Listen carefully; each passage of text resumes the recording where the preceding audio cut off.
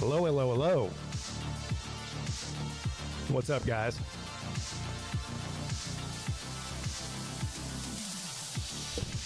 We finally made it. It's actually Friday. Yeah.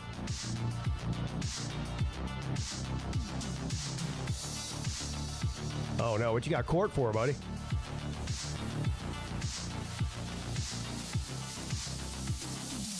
Oh, yeah. I forgot. You got arrested. When was that? A couple months ago? Forgot about that. Yeah. When that when that crazy girl ran you over, yeah, I remember now.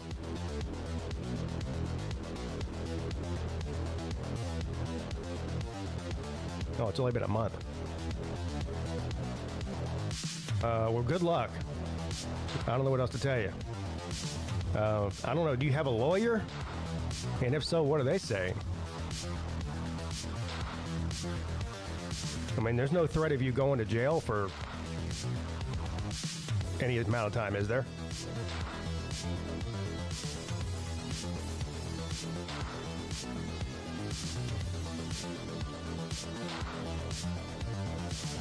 What's up, JC?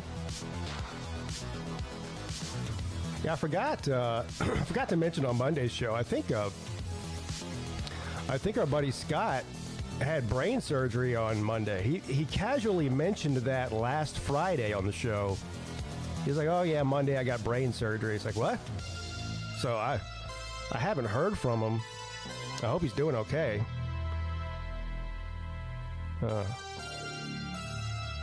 Yeah, brain surgery.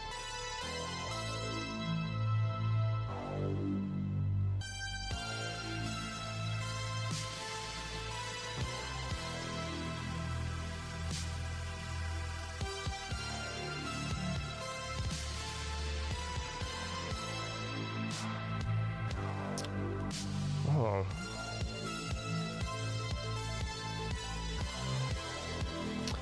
Yeah. I don't know, man.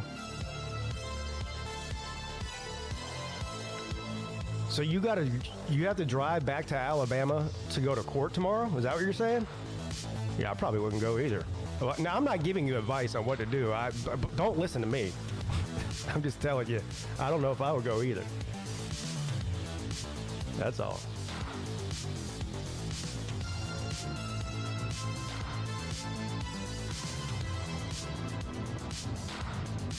Anyway, we got things are starting to heat up in the college football world. Just to let you know, we're getting close. Actually, tomorrow is exactly 4 weeks from kickoff for week 0. So we're in the 30-day window here.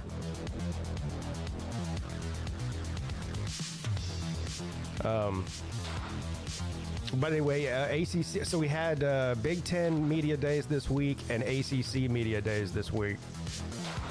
And I think, of course, last week was SEC. Did the Big 12 have them? I don't know when maybe the Big 12 hasn't had theirs yet. I haven't really paid attention to the Big 12. But anyway, on top of that, our buddy Brian Kelly down in the Bayou. Look down in the Bayou. Look down in the Bayou. Continues to say dumb shit. Every time he opens his mouth, something dumb pours out of it. He's trying to rizz up Dabo Swinney for some reason, and he's failing miserably. It's just not working. Congratulations. You tried and you failed miserably. Yeah, just not working. He's obsessed with this. Of all of the hills to die on when you're trying to hype up the season opener against Clemson, the one hill you should not be trying to die on is the Death Valley Hill, because you just look stupid. You know. But that's what he continues to do. And of course, Dabo Swinney doesn't take the bait. The way that Brian Kelly talks, when I watch him talk on in a press conference or whatever, he talks like a guy who's scared he's going to lose his job. That's what he's acting like. He's always trying to prove that he's worthy of that job. When his record, based on the talent versus success ratio since he's been there, and just not the math isn't mathing. He's underachieving with the amount of talent he has, which is also the same thing he did at Notre Dame. So that's not really a surprise.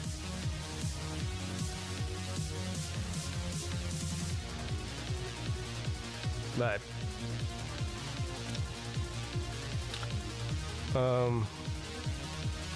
we got really nothing out of Bill Belichick, which is not surprising.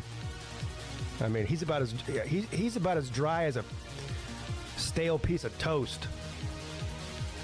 So that's Bill Belichick for you.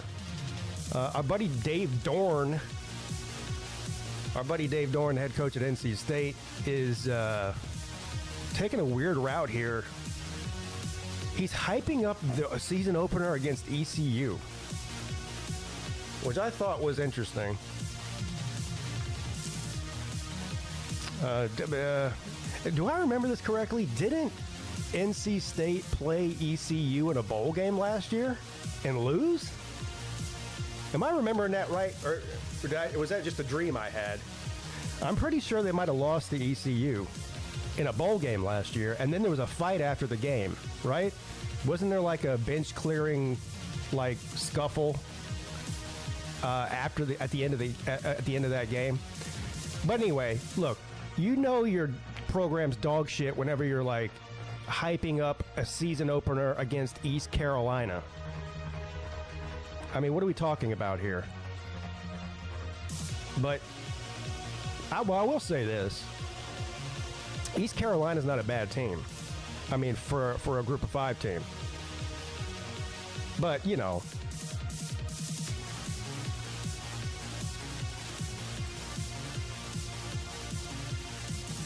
He also said something about, he told his team after that game, well, I'm not going to be a part of this kind of football. If y'all don't want to change, then y'all need to find a new head coach or something.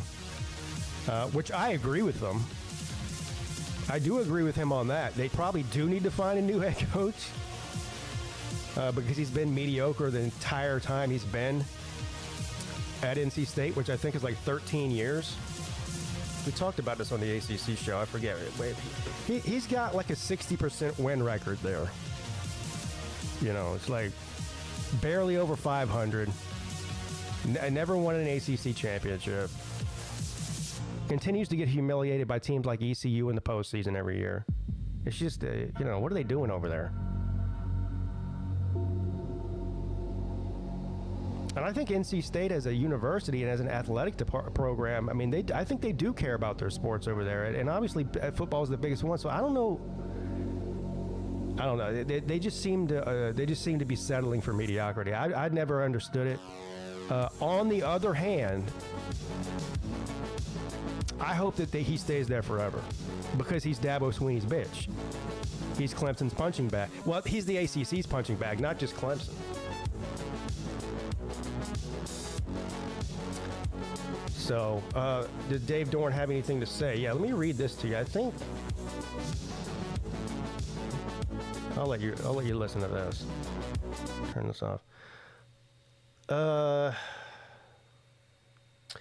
So Dave Dorn is still mad about the brawl at the end of last year's Military Bowl versus ECU, which has put a big focus on this year's opener versus ECU. Strong words from Dave Dorn. I don't want to just win the game. I want to beat the S out of that team. Not because of them, but because of how we played. Well, that's a lie. It is because of them. I told our team in the locker room that the most embarrassed I've ever been as a coach, not because we lost, but because of how we behaved at the end of it. I'm not going to be a part of football like that, so they can change or they can find a new head coach because I'm not going to do it anymore. To me, it's disrespectful to the game of football. It's disrespectful to the staff and the fans. And they understand what the game is and what it's about. It's about winning the game. And if it's my way, it'll be in blowout fashion. But they're a good football team. They've got a lot of good parts coming back, so it'll be fun. No, so he's still big mad about, well, look, he wants to pretend like he's mad about the fight at the end of the game, but the bottom line is he's really mad that he got embarrassed by ECU in the bowl game. That's what he's really embarrassed about. Dave Dorn doesn't give a shit about the players fighting. Stop it with that. Nobody looks at Dave Dorn and thinks and gives him some kind of moral high ground as a coach. This guy, he's a piece of shit. So he got embarrassed by ECU. He's mad about it. Now he wants to go out there and blow them out. And you know what would be hilarious is if he lost that one too. Now I think the game, actually I don't know where the game is. I'm assuming it's in Raleigh. I don't know. NC State is dumb enough to schedule a away game at a group of 5 teams home field. They are dumb enough to do that. So maybe that. Does anybody know where that game is?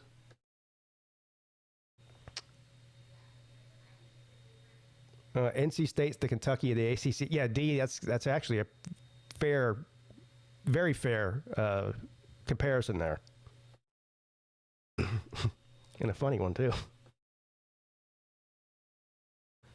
Anyway, so that's ACC Media Days. Of course, everybody's heard about the Big Ten Media Days. I guess the star of the show there was our buddy Signetti, who's just throwing haymakers all over the place at the SEC for no reason. I mean, look, they had a good year last year and everything, and I you know, he was in the headlines a lot because you know Indiana's just not typically a very good football program, and they had a good season last year. They didn't have a single win against a ranked team, as far as I know, and then they lost in the playoffs, of course. But he's running around, you know, these coaches in some of these programs that run around, they've got the mouth of an Alabama, but the record of a Wake Forest. You know what I mean? It's like, shut up and win. That's what you're getting paid to do, not gaslight everybody into thinking that you're somebody that you're not, or your program's something that it's not. There's only a few coaches really that have a leg to stand on right now, active current coaches that have the ability to do something, to talk that way and not look stupid, because they have consistency to back it up over a long period of time. And those coaches would be Ryan Day, Dabo Swinney, Kirby Smart. I'm trying to think of some more. And there's really not any more right now. I mean, obviously Saban, but he's retired for now. I mean, that's your 3 winningest and most consistent current college football coaches right there that is named. I guess maybe Steve Sarkisian makes another deep run in the SEC and into the playoffs, and he may enter the conversation there at Texas. But, yeah, that's really it right now. What was the other thing? Oh, yeah, I saw in the title there, Trump signed some meaningless executive order, which I don't even really understand. Well, Mario hasn't done it. Mario hasn't even won the ACC yet. He's got to start there.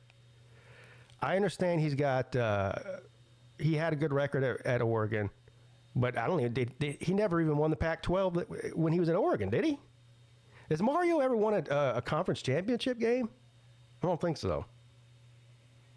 He's got a long way to go.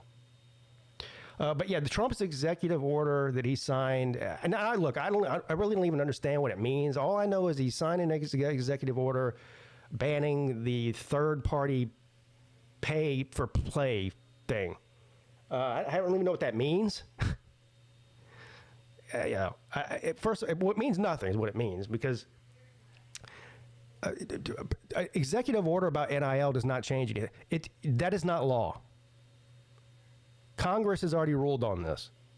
So for people who are like freaking out about this, and everybody seems confused, including me, about exactly what that means and why he did it too. I just don't know. Is, you know, one of his big donors told him to do it. I just don't think that President Trump pays attention to college sports very much.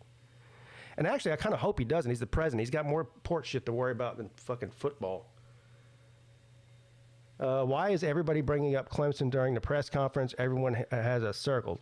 Yeah. Well, it's because they run the ACC, so it's kind of like every coach is going to get asked about Clemson and Dabo Swinney, especially if they're on their schedule this year. So, like Fran Brown talked about Dabo. They're on our schedule. Bill Belichick talked about Dabo. They're on our schedule. Speaking of this, now I don't think he said anything about Dabo or Clemson. I don't know. But how many of you heard, and I didn't hear it or read it, so that's the reason I'm honestly asking. I guess I could probably look it up. But apparently, and I just read this morning, did Mike Norvell get unhinged and go off his rocker and start yelling and ranting and raving? Because if he did, I got to hear that. I got to hear that immediately. Did anybody hear that? What's up, Michael? Vic Tube's here. What's up, Vic?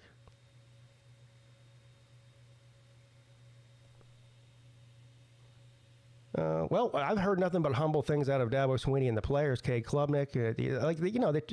And look, the media does their job, but what they're supposed to do, they're supposed to try to get you riled up and say some shit that's going to be a headline that gets them a lot of clicks. I mean, that's what they're getting paid to do. That's what their job is. But, so they're like, what do you think about, they asked Klubnik about that, it's like, well, what do you think about Brian Kelly saying that Clemson is Death Valley Junior? And he's like, he's like, we're not a very loud team. He's like, we're just put our head down and go to work. We don't get involved in all that kind of talk.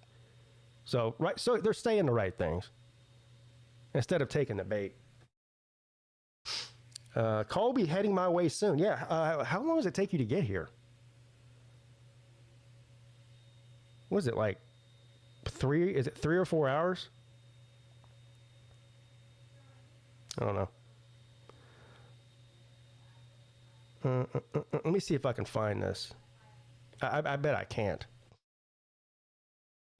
What's up, Jason? I don't know if I can. Let's see if I can find this. I don't even know if anybody's posted it to the internet, but I want to see Mike Norvell's rant. I've only heard about it, and he sounded like somebody who was scared to lose his job, is what people were saying, which sounds about right. All right, Mike Norvell, ACC Media Days. The problem is, unless somebody isolated this rant, I'm not listening to 15 minutes of this stuff here.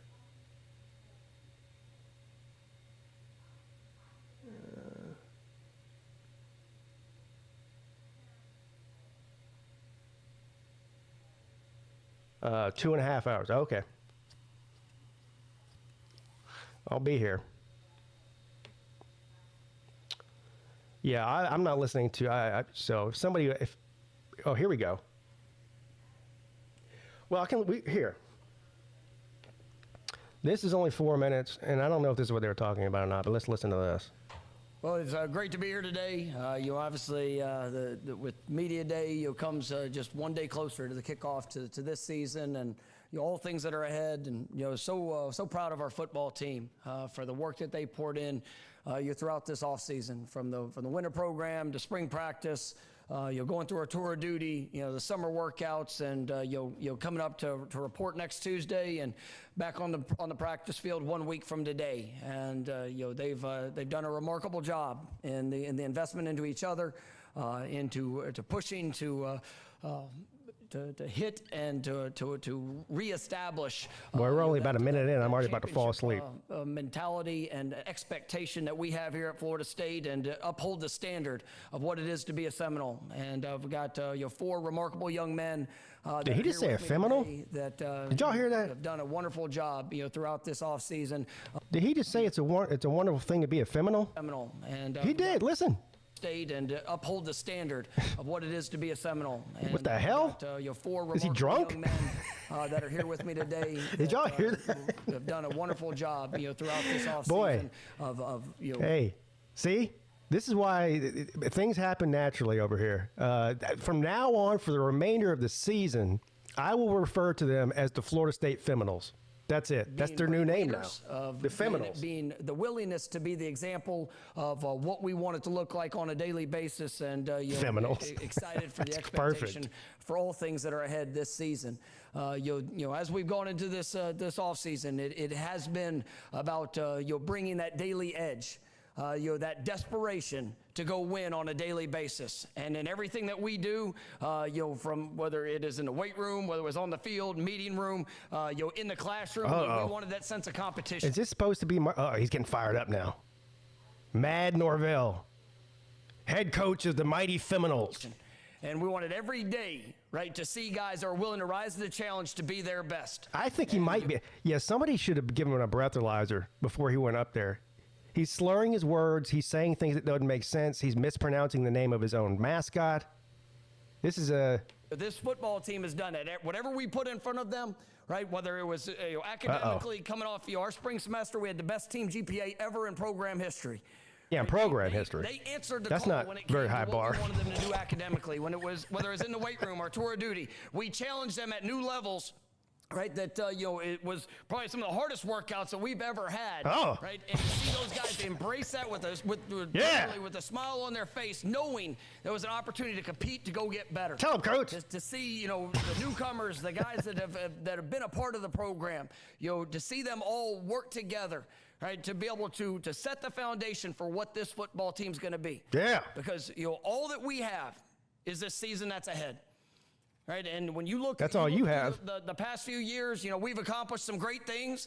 And we've experienced the highest of highs, and we've also experienced. Did somebody give him a bump of cocaine before he went out there or something? He doesn't even take a breath. He's just like a motor. We've also found ourselves in a valley. We faced some disappointments, right? But every part of it has come back to our response. And this team and this season that's ahead, I've got great expectations. This is a serious question. It's fun to make fun of Mike Norvell, but where is he from? He has a very weird type of accent to me. Usually you can tell if it's like a deep South accent, like Alabama, Georgia, South Carolina type accent, or a Northeastern accent, or maybe even a California type of way of talking. But I don't know what that kind of accent this is. A lot of confidence because I've watched the work, because I've seen the investment. Right, I'm really proud and grateful for the coaches and the new leaders that we have within our coaching staff. Being able to have two of the best coordinators in college football, a couple of the best football minds that this game has. He sounds like he's trying to convince himself that they're going to be good. I don't know. Coach Malzahn, it's not working on me. Have done a wonderful job pouring into our players. Being able to establish a foundation throughout the course of the spring and be able to build. Concepts and a plan in place that are built for the great playmakers that we have. And so we're excited Texas, for all things that are ahead. It's an exciting time in Tallahassee. That's a pretty. I don't know if it's very. I've never heard anybody Texas talk like that. Great kickoff, here August 30th with Alabama coming into town, and this football team, it is hungry. Right, it is bringing that daily edge in all things that we're doing, and there's a lot of wonderful things around our program. We have a newly renovated Doak Campbell Stadium, which we're so excited to be able to. Yeah, a newly renovated stadium does not make your football team any better. I go ahead and throw that out there. You can lose in a new stadium just as easy as you lost in a shitty old one. All right, our football-only facility that we'll be moving into here this fall. I do want to take a moment just to thank our administration. Starting with President McCullough, his leadership, his vision, his continued push, to our AD, Michael Alford, to our board of trustees. We have an incredible group. Our chairman of the board, Peter Collins, and the work that they have pushed to continue to elevate our program in this. It almost sounds like he's giving a speech to the boosters rather than to the fans of the team or the media. He's giving all of the talking points that you would yell at a booster club meeting to say, hey, write me a check for $10 million because I really promise we're going to be really good this year. In this new day of college athletics, I'm just so grateful for the support that we have and the investments that have been made from all of our boosters and everything we're doing. And there are great days ahead here in Tallahassee. Told you. With this Florida State football program, and just excited I told you. to get back out on that field here this next week and everything that's in front of us. Well, that was very inspiring. Not. I don't know. I really don't know who. Well, I guess nobody told him that might not be a good way to approach this press conference here, because watching him get fired up is not very encouraging or motivational, if you ask me. Anyway, we'll see how the Florida State Seminoles, according to Mike Norvell, they're no longer the Seminoles, they're the Feminoles now. We'll see how they do this year. Welcome to the show, sir. How you doing? Haven't slept for 72 hours. You haven't slept for 72 hours? Yes. Why? Because probably I forgot to take the melatonin pill, but Because you didn't take a melatonin pill? yeah. Well, even if you didn't take a melatonin pill, I mean, don't you think after like at least maybe like 24 hours of no sleep, you just naturally be exhausted and go to sleep? I mean, I tried. I mean, doesn't work without the melatonin, but I tried. Still couldn't go to sleep. I don't believe that you've been up for 3 days. I've been up for 3 days. From what I can tell. I mean, I even told on my, I guess, morning show this morning, but D has some advice for you. He says, Nate, quit gooning, eat some veggies, do some cardio, and you'll sleep great. I actually think that's some pretty solid advice. Yeah, and also go outside and get some vitamin D, too. Get some sun. I did that once. I mean, yeah. I did a walking and talking live stream and didn't really end well, but yeah. Well, forget YouTube. Just go, like you don't even have to leave your yard if you don't want to, but just go and like even if you go out there and walk around your yard, or maybe even just like lay in the sun, soak up some rays. Okay. You know. I mean, I have because you're in Nebraska. I mean, half of the year the sun doesn't come out. Right. I mean, right now it's cloudy, but I haven't been outside. I don't know, to be honest. You don't even know when the last time you went outside was. No. See, that's the problem. I know the day is Friday. That's all I know. Today is Friday. That's right. At least I got that down. But yeah, but how you been? I haven't asked you that yet. I've been all right. That's good. Yeah. Are you planning to go to VIX or VIX Tube, or what do we call it, gathering? I don't think so, because I'm going to the Clemson and Georgia Tech game in Atlanta, and what is that? The third week of September? I'm pretty sure, yeah. So I think when's his thing? I think October. No. I think Vic knows. I think it's in September. So, yeah, I don't think I'm going to be able to make it. I think it's the week before I go to Atlanta. Okay. Because I go down to Lou's house on March 8th. So, through the 13th. March 8th? Yeah. What? Yeah. March.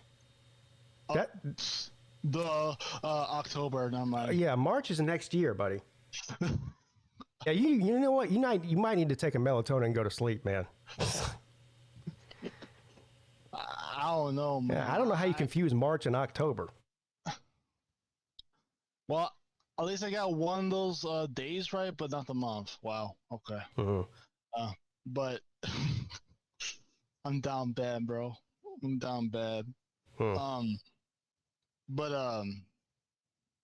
yeah, I'm going to Lou's house October 8th through the 13th. So. Okay. But also, my dad. Good news. My dad booked a room for Planet Hollywood. Yeah. And so we're officially going. All right. I've got my room too. So I think I think we're leaving on the 24th and returning on the 28th, I think. But Okay. Yeah, I think I'm going the 24th through the 30th, yeah, whatever that is. because I'm trying to get my dad to switch the dates, because I want to go to a Golden Knights game, because the Golden Knights play at home the 29th of January. Yeah, the Golden Knights, they heard that we were coming back to Vegas again in January, and they decided that they didn't need any more problems like they had last year from us when we went to the game. Yeah. Because we were a problem in there. You know what I mean? So they said, "Oh no!" They said we got to schedule 3 away games that week, so these guys can't come and cause trouble like they did the last year. I mean, So- you probably weren't the only ones that caused trouble. Probably not, but No. But so anyway, I'm just kidding, obviously. But we were. I mean, I'm a little disappointed, but that was kind of becoming part of the tradition, I think, of not just going to Vegas every January with a group of guys. Which, by the way, that list of guys continues to grow every year. Last year we only had what was there? 6? Pretty sure. I think there were 6. I think that's right. Something like if you have six people, it was let's count them. It was me, Lou, Paul, DJ David, Dula, Tucci. Sir UGA, and Tucci. That's 7. Oh, off by 1. But anyway. Yeah. So we had 7 last year, but I think we're going to have somewhere around a dozen or more this year. We got more people coming we got everybody that normally comes is coming, plus you and your dad. Yeah. Utah man who I'd have never met. Ooh. I don't know who he is, but Lou met him in Vegas a couple of weeks ago. Who am I missing here? There's a bunch. I know I'm leaving out like 5 people. I just can't think of them. Connor Stallions. Oh yeah, Connor Stallions is coming. Uncle Lou's brother. Yes. Brother Lou is coming. Brother you, yeah. Yeah. So. Yeah, but anyway, it was a little disappointing because we were hoping to try to go to a Vegas Knights game every time and just sort of make it like a tradition, but they're not going to be playing. So, look who's here. What's up, Scott? How you doing? Hey, you sound great. I was just talking about you at the top of the show. I was like, you know what? I forgot that you were having brain surgery on Monday. Yeah, man. And I was like, I haven't heard from. I feel bad now. I should have texted you to check on you, but I just totally forgot. No, man, it's all good. Despite the rumors, I did have a brain. They found one. So you were not Scarecrow. God, no. And everything went successful. It was tricky, according to the doctor, because of the shape of my aneurysm. In fact, when she tells me this after the fact, she came in before the surgery and said, "This is going to be really tough. It's going to be really tough," and just was scaring me a little.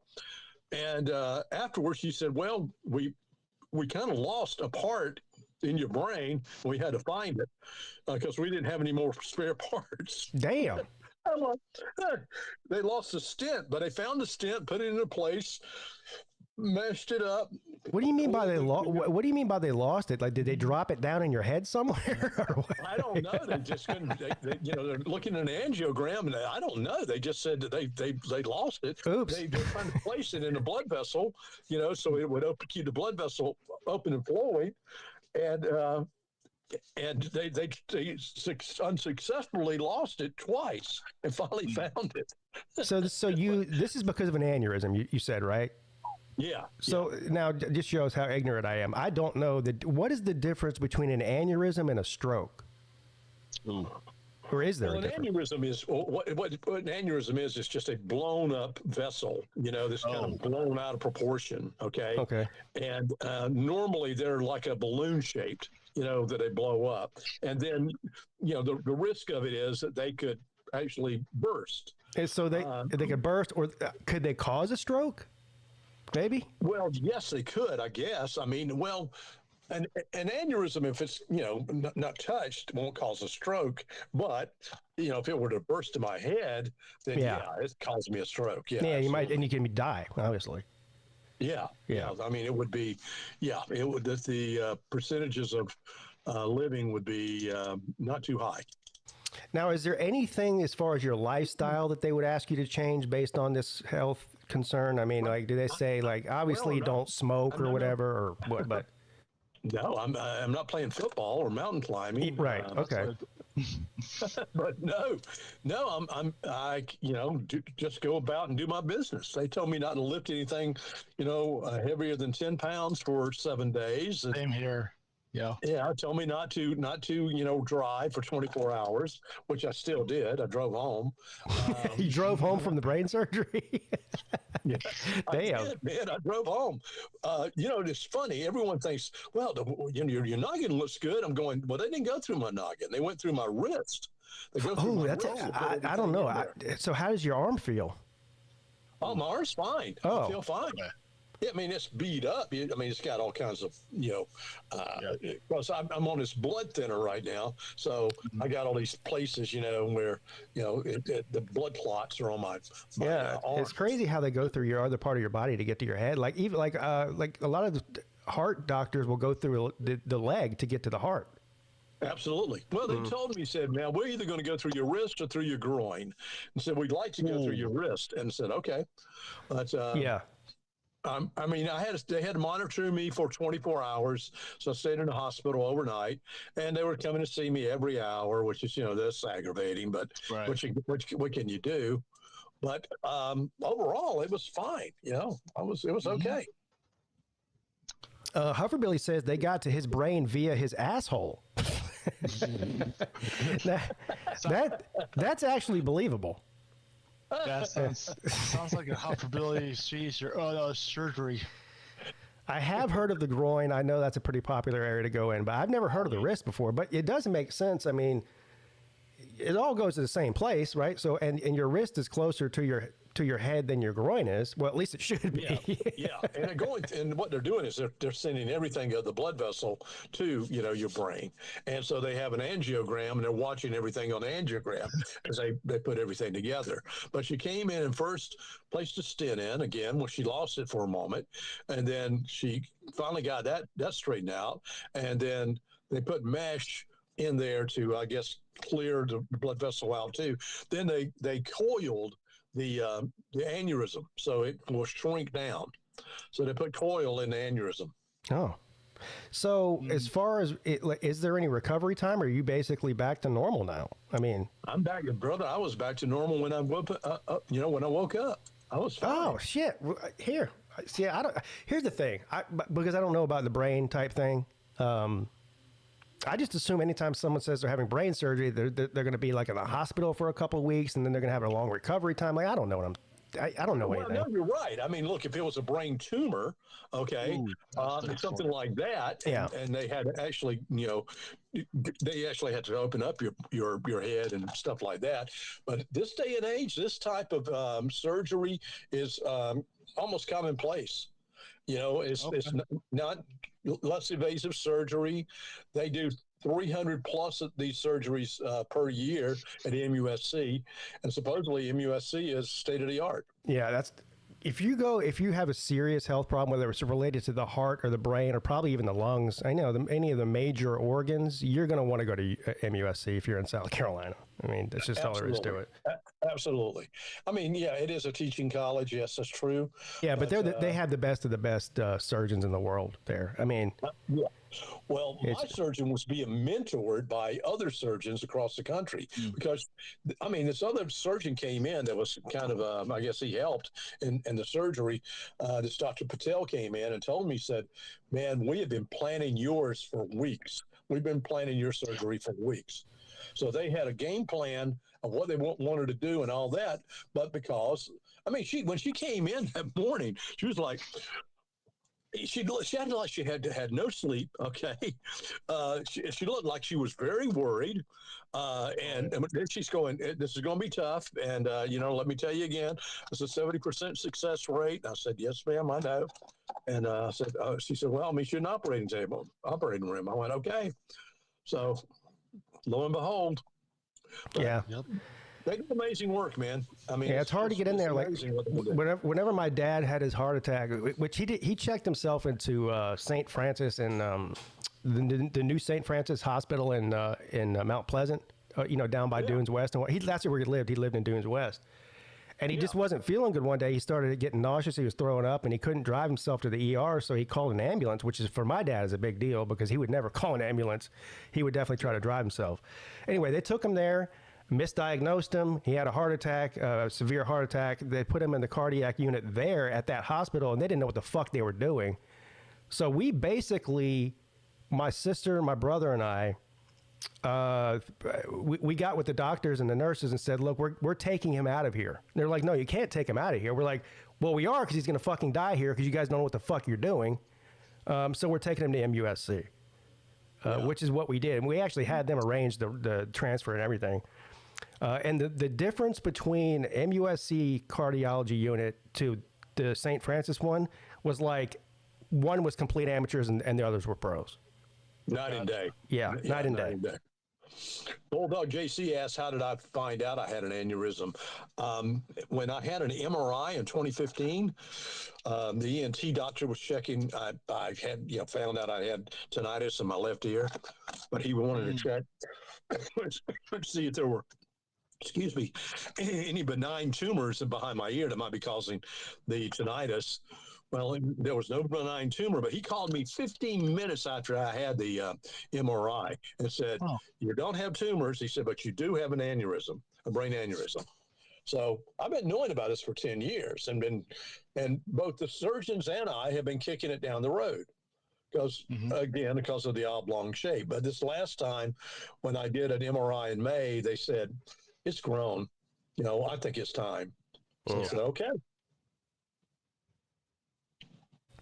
Well, I think it's those pills Scott was trying to sell us last year. Yeah.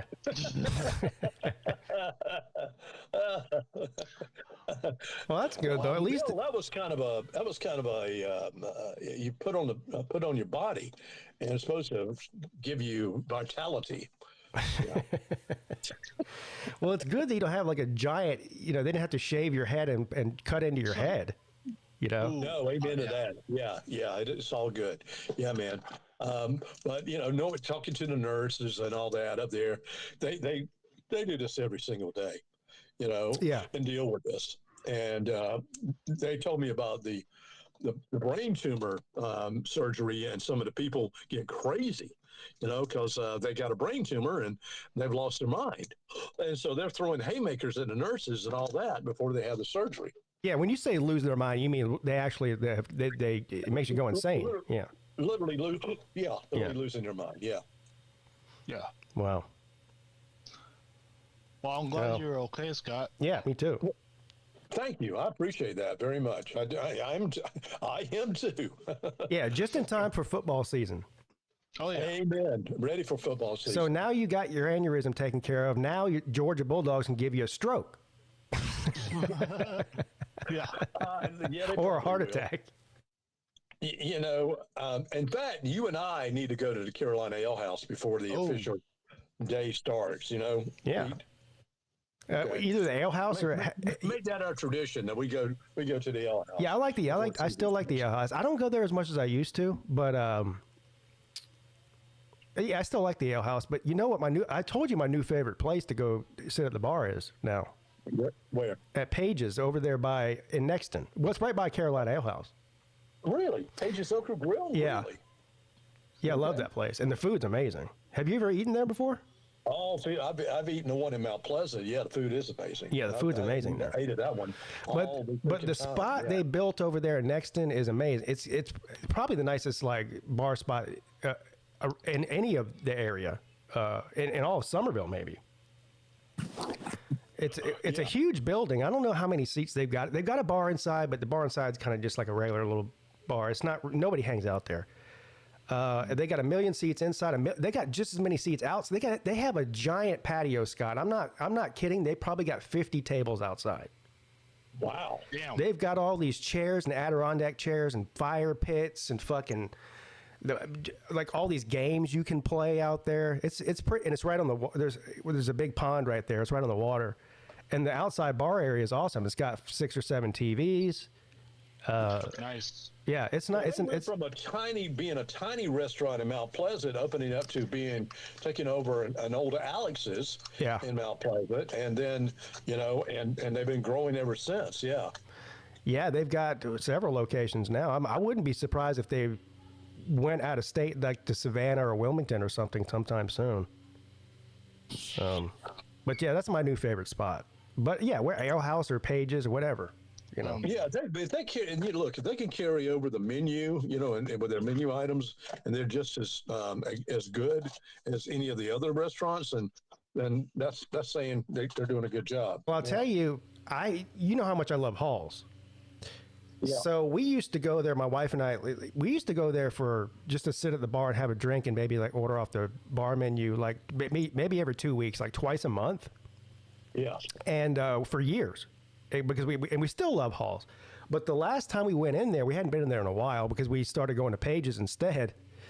We went in there a couple of weeks ago, and they're like, "Where you been?" And every time we go to Halls, it's always busy. It's always hard to find seats that are available at the bar, especially between like 3 p.m. It's like dinner hours, 3 p.m. to 7 p.m., whatever.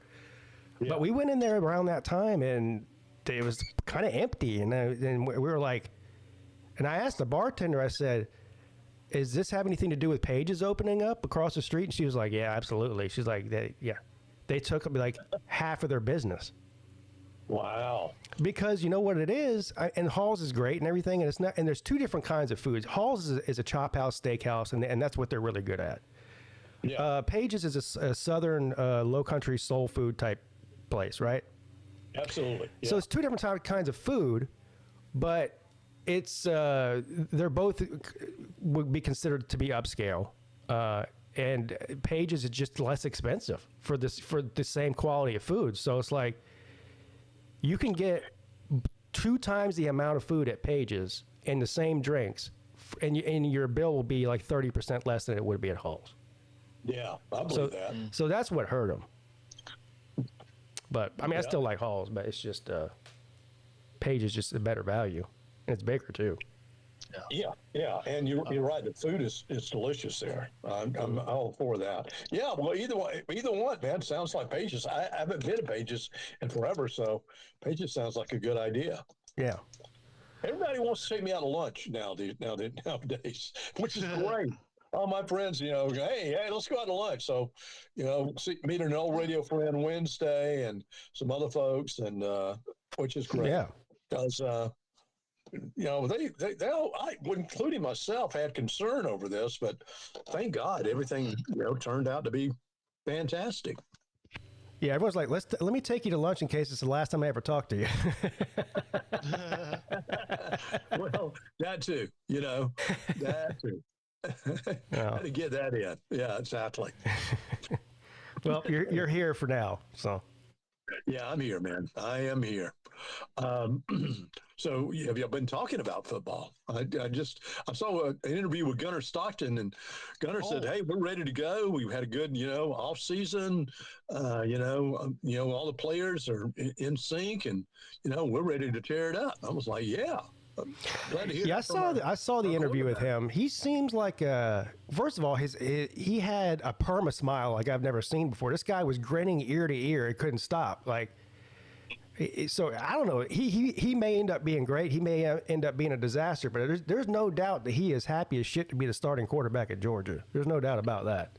Yeah, isn't that the truth? Yeah. Yeah, but he's like, just his attitude made me feel better about the season coming up. Yeah, I mean, I'm not a Georgia fan, but I like guys like that. He seems like a positive guy. He seems like a good guy. I don't know. You know what I mean? Yeah. So what did Dabo say about Ozzy? He had kind words to say about Ozzy Osbourne. What was that? Wow. I didn't hear about that. I wouldn't be surprised if they had met. Dabo is one of these guys that likes to rub shoulders with famous people, Drake and fucking, he's. And I think he had. Yeah. Met Ozzy. So he must have met Ozzy somewhere. I don't know where. Maybe some award ceremony or something. Yeah, but he said nothing. He said, you know, he used Ozzy for motivating himself and all this. I mean, he said really nice stuff. Yeah. Well, we've had 3 celebrity deaths this week. Well, more than that, actually, but 3 main ones. We had Malcolm Jamal Warner, Theo from The Cosby Show. Yeah. Obviously, Hulk Hogan died yesterday, and then Ozzy Osbourne. And it's really disappointing to see, like, every time a celebrity dies now, it's like, oh, my God, he's a terrible person. It's like, what? You don't even know this person. And, it's... Or they make it political. Sucks. Because, the people were getting mad on Twitter because Ozzy Osbourne, like fucking 30 years ago, went and did a goddamn concert in Israel. Man, shut up. Who cares? Like, He can do whatever he wants. Yeah. Ozzy toured the world. Why wouldn't he go? Yeah, I know. But it went to Israel 30 years ago. What a piece of shit. What? Shut the fuck up. Wow. Anyway, there's always somebody got to make something, make some hate out of something. Yeah, and of course, now with the Hulk Hogan thing, it's Hulk Hogan was a racist because he said the N-word one time. Oh my God! Which, by the way, was kind of a bad look, but he did apologize for it, and yes, he did. Was it a good? First of all, I think he was trying to make a joke, and the thing is with old white people, like his age group, is that you used to be able to joke around like that 30 years ago. You can't do that anymore. I was trying to make a joke there, brother. Yeah. So it was a joke. He tried to make it. He tried to make a joke, and it fell flat. And then he ended up looking like an idiot. But that doesn't condemn him for the rest of his life to be some sort of like hardcore racist. He just told a bad joke. Wait a minute. He told a bad joke on a sex tape, fucking his best friend's wife, but they're worried about the bad joke. Yeah. Yeah. Priorities, people. Priorities. Just saying. I'm more worried about the best friend's wife too. So. And not only that, it's just like we put these. I don't, but people put these celebrities up on such a big pedestal that they can never live up to. How about just admire whatever they're famous for? Whether it's writing great and singing great music, or being a great entertainer like Hulk Hogan, or being a great actor like Malcolm Jamal Warner. Like, why does everything have to become personal? Yeah. And it's just this generation is so sensitive, sadly. Yeah, you're part of it. It's your generation. It's your and Vic's generation. Yeah, come on, Vic. I can't believe it. Like, I'm fixing to start a campaign, like, people born between that don't quite fall into Gen X but aren't millennials, like born 80 to 89, they need their own generation. We're not with these fucks. That is true. I consider myself to be Gen X. I was born in '80. But that's Gen X. I'm supposedly the last year of Gen X, but whatever. I think anybody who lived in the '80s is of the same mindset as me, pretty much. 80 is Gen X. Yeah. My dad was born '67, so I don't know that. That's Gen X. That would be early. Yeah, he's the beginning of Gen X. I'm the end of it. Okay. Yeah. He's about to be like 58 this year. Holy shit. TK says she's right smack dab. Now I will say this: TK, we make fun of TK a lot. She was born in '71, so you can do the math on how old she is. I think for her age, she looks really good. Yes. Sorry. I don't know. She'll probably take that as some sort of insult for my age, but no, but that's not the way I'm meaning it. Well, I mean, she doesn't look her age. Is what I mean. That Jared would. Oh no. Jared would what? Jared would agree with you. Yeah. Well, I mean, I don't know why. I don't know that Jared has very many options, if you know what I mean. Right. I don't know. Something about him is bizarre. Colby's coming to see me today. Nice. Yeah. Well, he might be. I mean, Colby's been known to be disingenuous. Well, true. I think he's currently on the road right now on the way to my house. So he's coming just to visit? No. Just No. hang. They're making they have a business deal. Yeah, we got a business deal going on. He's coming here to finalize that deal. It's called classified business. Yep. Oh, So, but I don't know what his plans are when he's here. If I'd like to maybe go to lunch with him or something when he gets here, but I don't know if he has time or whatever. We'll see. so the detail of this deal, which cannot be revealed until after the deal is completed.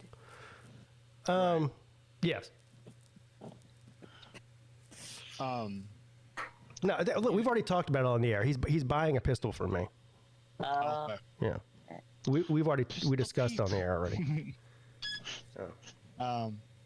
Hey guys, I went on a college tour not that long ago. A college tour? What do you mean? Well, like a college tour, like you go on college tour. Or of a college. Nate went on an OV. What colleges did you attend? What colleges did you see, Nate? University of Iowa. Okay. And I had a picture of the, I guess, badge I had, or they had for me. It's called Iowa VIP, basically. Iowa VIP. Look at that. I can't see what that says. Just a minute, I got mix on first. Is that a part of the University of Iowa? It's you wear around you, and basically Nate, they're recruiting Nate to become a 3-teamer. Shut up. I'm confused here. Are they affiliated with Iowa, like the Hawkeyes? University of Iowa. I'm trying my best to. Yes, it is. I was trying to find. University of Iowa. Trying to unblur my background. That would be something serious there if you became an Iowa fan, Nebraska fan, and a Michigan fan. Yeah. No, I promised myself. That's like half of the Big Ten, dude. I promised myself if I attend that school through a program that has for disabled adults that want to go to college. What about the Clemson Life program? I mean, it's the same thing what Iowa has, and you promised. I think basically every university has some kind of program like that. Yeah, I think so. Well, most of them, but yeah. I mean, except for NC State, because Dave Dorn lobbied for them to get rid of it. Yeah. Wait, they did? Wow. No, he wanted to keep them around just so he could berate them. So what was the promise that you made, Nate? Well, I promised myself if I attend some university for, I guess, 4 years or 2 years, depending on the program, I'll be sent on that fan. Well, aren't you like a quasi UCF fan too? Nate, you've got to support the school that you're. Yeah, that's all I'm saying. Yeah. You gotta have some school spirit. That. Yeah. You have to be an Iowa fan. I understand that if I go there, but I'm still looking to go on other visits to the other universities. I don't know, man. Like, I got a friend that's a Tennessee fan that went to Mississippi State, and he's still like, fuck Mississippi State. Yeah. Damn, I feel bad for him. Wow, yeah. Yeah, there are people that do that. I mean, they go for, like, one school might be a better option for what they're trying to get a degree in, so they just go there for that. They don't care about the sports teams. Wow. Yeah. Like, he's and specifically for what he does, Mississippi State was the place to go. He's like the head groundskeeper of a golf course. Oh, yeah, see? Yeah, that's what I mean. Like Mrs. Peete, when she went to law school, she was very close to going to the University of South Carolina. They've got a great law school there, best in the state. It just ended up being, it didn't work out for our lifestyle at the time. We had a newborn baby. She really couldn't travel to Columbia every day to go to class, so she ended up doing it here. But she thought about it. Here you go. Here's a clear view. Yeah. There you go. Yeah, that's definitely the University of Iowa. Yeah. Yep. And what's crazy about it is that my mom. Well, of course, my mom went because I wouldn't have a ride to get there to begin with. But so we drove there. It's about like a 3-hour, 4-hour drive, so it's not that bad. And once we got there, I was amazed about the campus. I didn't know that the University of Iowa is basically like your normal campus. What'd you think it was going to be? Like a bunch of people sitting around on haystacks shucking corn or something? What'd you think it was going to be? Probably. Probably what you said. Because, Iowa actually has the most corn in Nebraska. That was kind of weird. Yeah, but I believe that. Most corn in Nebraska. No, Iowa has more corn than Nebraska. More corn than Nebraska. Okay. Yes, which is kind of weird because I've never been to Nebraska, but I've been to Iowa, and there's like 6 gas stations, 2 dirty bookstores, and a lot of corn. 2 dirty bookstores. And isn't there the world's largest truck stop there somewhere? What is it, like the Buckeyes of truck stops or something? Yeah. Buckeyes aren't truck stops. Remember that. Millis will tell you that. Buckeyes aren't truck stops. Yeah, Buckeyes aren't truck stops, according to Millis. No, it's not Buckeyes. It's they'll try to tow your truck. So. Well. Yeah, they have a big sign that says no tractor trailers allowed. He must not have seen that sign. No, I haven't. No, I'm talking about Millis. The world's largest truck stop. I mean, it basically looks like a Buckeyes, but it's not a Buckeyes. It has like. He's right. I don't remember what it's called, but yeah, the world's biggest truck stop is. What is the world's biggest truck stop? So does that mean it's like a giant store, and also like 50 gas pumps or diesel pumps or whatever? Basically, and you can. And it's got parking for like 700 or 800 trucks. Damn, 700 or 800? Yes. How big is this place? That's monstrous. It is huge. And also, it's like what you said, Pete, kind of like a mall, but they also have a food court. So basically, it's. Now you're echoing, Nate. I am. I guess it was Slim. I think Slim just got a phone call. Oh, sorry. Yeah. Anytime this happened to me the other night on the Gas Money show.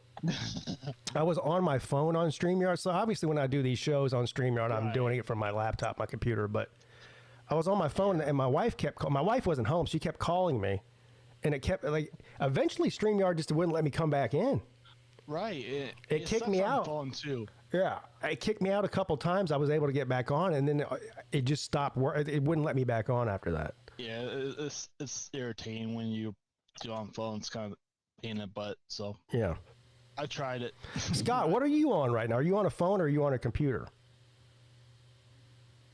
Scott might be on a phone call. What about you, Vic? You're on a computer, right? I'm on my phone. You are on your phone. Okay. Okay. Maybe he has a better phone. I don't know. Yeah, I don't know. There's been some issues with StreamYard lately, at least on my end. Now some people apparently have had it worse than me. Oh yeah. But there's some messages as soon as I open up StreamYard, just like our engineers are working on the sound problem. I don't even know what they're talking about, but yeah. So they have this options for your mic, for the microphone. Do you have? I have never. From the first of all, I've been using the same StreamYard link for like 3 years. I've never changed it. Mm-hmm. I've never changed a setting. Whatever I did when I first went in StreamYard to set this up that's what's still on there now. Yeah.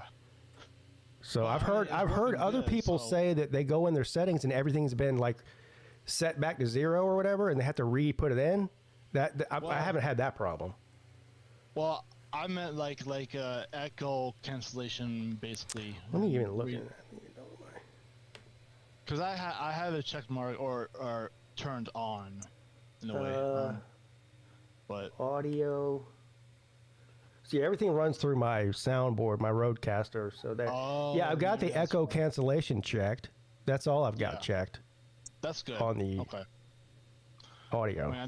I think this might be all you need, probably, but apparently so. I mean, it's been working for me. Yeah, I mean, it's been working for me too. So yeah, we don't need echoes. Yeah, I got a call from Traveling Fools last week, or was it this week? It was this week. And anyway, we were talking about some YouTube stuff in the future. But anyway, we got on the subject of OBS and StreamYard because he's like, yeah, I can do this, I can do that. I'm like, I don't use StreamYard for streaming. And he's like, man, you need to get with the, with the program. Stop using OBS. I'm like, no, I'm not doing that. Like, what? I'm not paying for a streaming service. In order to do what he's talking about doing and go live and stuff. Vic, do you pay for StreamYard? Vic? It's probably bathroom. Hello, Vic. Earth to Vic. Paging Vic. No. He just comes out of nowhere. No, I'm not. No, I'm not paying for. Okay, he's doing pretty. So you can, this just shows my ignorance of the subject. So you can go. Do you go live through StreamYard or through OBS like I do? No, through OBS. Oh, okay. That's okay. So that's why you don't pay for it. But in order to go live on StreamYard, you do have to pay for it, correct? Yes. Yes. I figured out the hard way. Live with the free version of StreamYard. That's what everyone has, I think. Yeah. And I think the like advanced version, how you have like 6 people, and then Yeah, I think with the advanced pro version. Sorry, go ahead. With the advanced version, you can have 10 people. Yeah, and yeah. Who would 10 people? Yes. Who wants that? Apparently, in the past, trying fools learn the hard way. 10 people sounds like a disaster. Damn, that does sound like a disaster. You know what about 10 people? Sorry, I had a phone call. We're talking about StreamYard, how if you pay for the premium plan or whatever, you can put 10 people on at one time. Well, it gets worse. Okay. Yeah. Because they have like 5 different membership options for StreamYard. Like, there's professional that I think is 20. Maybe 15. Look, the biggest thing that hurts StreamYard as a business is that they're charging for what you can get from other streaming services for completely free, and it doesn't even work as good a lot of the times. I mean, I'm glad it exists because it allows me to do what I'm doing now, but I still prefer OBS being free and doing more than StreamYard does. Yes. Or at least as much. I mean, there is maybe a little bit of some people don't know how to use StreamYard. I'm one of those people. Well, I don't know how to use it either, but I mean, I didn't know how to use OBS until I taught myself. So I could teach myself how to use StreamYard just as easily, I'm sure. But yeah, the thing about that is, for me, is I don't have the patience. Well, you got nothing but time, dude. I don't. What are you impatient about? I mean, I don't have time for like doing all these fancy shit in OBS. You absolutely do have time to do all the fancy shit on OBS. I mean, you've got nothing but time, Nate. I don't know. That's the thing. I don't know how to do it. That's the thing. Well, watch a couple YouTube videos and then just figure it out. All right. I'm pretty sure. Here's Uncle Lou on here. I'm pretty sure when I first started doing streaming, I asked Lou about OBS, and he's like, "Yeah, I'm not really good at teaching people how to do stuff. Just YouTube it. Teach yourself." Which, by the way, was probably the best advice. When you teach yourself, you learn it better than if somebody else teaches you, in my opinion. That's what I did. I had to look on YouTube. Yeah. Oh, okay. Okay, Lou left without saying anything. He's apparently he's riding the bike that goes nowhere. No, yeah. Yeah. I keep getting phone calls because so much for my day off. I gotta go to work. Oh, they just called you into work? Well, Shelby County's bringing us 20 people at 2:00. Damn. I don't know what the fuck's going on. I don't know if there's a problem in Memphis or what, but they may call a few people in. manual prison pocket search at 2 p.m. They need you in there immediately. All hands on deck, if you know what I mean. Hey, as long as they got warrants, fuck it, I'm getting paid for it. You got elbow deep, dude. Damn. So what happens if you just don't answer your phone when they call you on your day off? What happens then? Probably fired. Nothing. He would have moved on to other people that are off. Then you should have just not answered the phone. Yeah. So is it an on-call situation or like first one to say yes gets the extra time or whatever? Well, they tend to know who's willing to take the overtime. Okay. But it's not an on-call. Like you can't get in trouble. Like let's say you've had a couple of drinks and they call you. Like, you know what I mean? People that are on call can't drink because they have to Yeah. if they get. Yeah, I've been on call, and it's not one of those situations. Now, in the event of like a big disaster, like when the tornado come through, they're going to call everybody in. Right. Whether or As not long as you're able to get in. I was about to say they call you in, but what if you're like 6 beers in? You know? They can't really do anything about that. Oh, okay. Throw you in the drunk tank, let you sleep off. Yeah, plenty of beds there to sleep in, don't they? Or in case of the one last night, cry it off. That man didn't stop crying. Well, damn, what is he crying for? I could think his old lady's the one that called the cops on him. Oh, damn. That's bad. So he's probably drunk as shit and he's in there crying because his marriage is done. He's down Well, bad. actually, it was a little worse than that. He was about an 8-ball of coke into it. And Oh, yeah, well, they now- got into an argument. Now I understand why he's crying. Yeah. Oh, hell. Well, they didn't get into it bad or anything. She just called the cops because he had a fucking outstanding warrant, so they were looking for him anyway. Yeah. That's a nice thing to do to your husband. She sounds like a keeper. Yeah. Right? Yeah. Pretty damn dirty of the wife to call the damn cops on him. Yeah. Yeah, that feels dirty. So you done riding your bike to nowhere or what? I'm doing it right now. Oh, you are? Yeah. Is it one of those is it one of those Pelotons, you know what I'm talking about? Or is it No, those things are really expensive. Yeah. They hook up to the internet and show you like fake tracks so you can pretend you're riding in the mountains and shit. I don't need all that Yeah. Yeah, that's too extreme. Garage. I open up the garage door and pretend I'm riding down my driveway. Yeah. Yeah. Well, that's nice. So It's really small. We could put it folds up to almost nothing. You could slide this thing under a bed, but I'm keeping it in the garage because I want to sweat. Oh, yeah. So it's not digital. Is it just like one of those things where you tighten down like a strap for the resistance? Yeah, it's got a resistance thing that you can tighten down, and there is a screen on it, but it only shows you like how fast you're pedaling, how far you've gone, how long you've been riding. It's got a sensor on the hand grip that'll read your pulse. Okay. Huh. It's pretty basic though. Well, I mean, that tells you. I mean, there's like 10 of those exactly the same thing in the gym that I go to. So I mean, Yeah. I mean, we paid $50 for it used off of Facebook Marketplace. Yeah, that's just somebody who wanted to get it out of their house because they don't use it. Yeah. Anything, that's how I'm going to do it. Because people are all the time buying exercise equipment thinking they're going to get in shape and then they don't do it. I've done it. Bought shit and you never use it, so you end up selling it. So I don't, if I buy anything, it's going to be used. Yeah, I've done the same thing. Like I told myself, even before I put on all the weight driving, I wasn't small. And I was like, well, fuck, I need to lose 10, 20 pounds.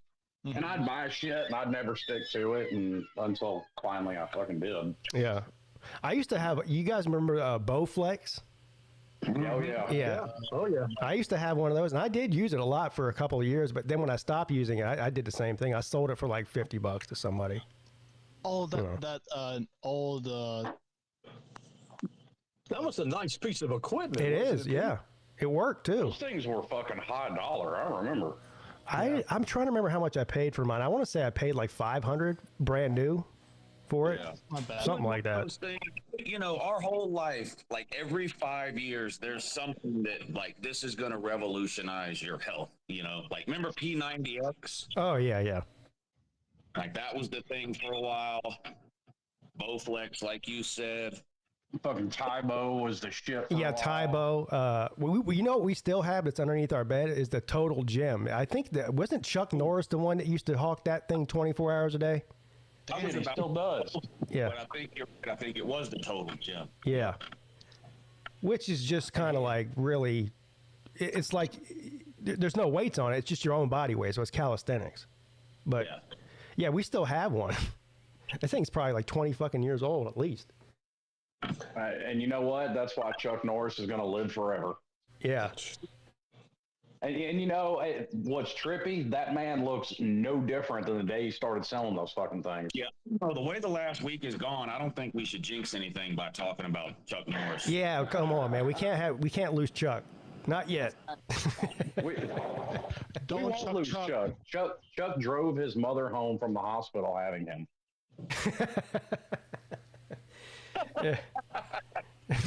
Damn. He doesn't do push-ups. He pushes the earth down. Yeah. Yeah. Chuck Norris doesn't dial the wrong number. You answered the wrong phone. The boogeyman checks his closet for Chuck Norris. I could listen to Chuck Norris jokes all day. I know. They're Hey, great, you know man. what? I have sat there and listened to Chuck Norris jokes all day. And what's even funnier is the videos of Chuck Norris reading Chuck Norris jokes. I've never seen that. Oh, that's amazing. This was kind of weird. Chuck Norris's tears cure cancer. Too bad he's never cried. Wow.